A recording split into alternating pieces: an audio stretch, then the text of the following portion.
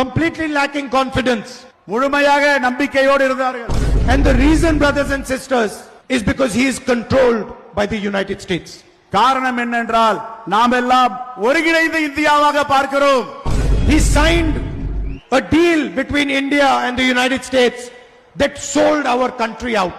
அவர்கள் நினைக்கிறார்கள் இந்தியாவை விட்டு வெளியேற்ற வேண்டும் என்று. He handed out our energy security. நாம் வலிமையாக இருக்கிறோம். That is why he wants to put the AIDMK in power in Tamil Nadu. அதுதான் உண்மையான அதிகாரம்.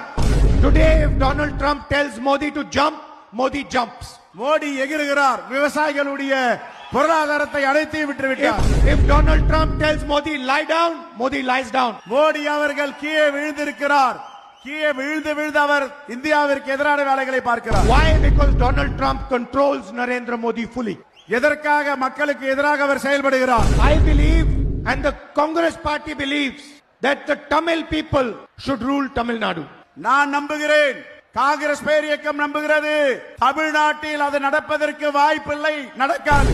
They told the nation a lie. அவர்கள் சொல்லுகிறார்கள் இந்த தேசம் வாழ்ந்து கொண்டிருக்கிறது.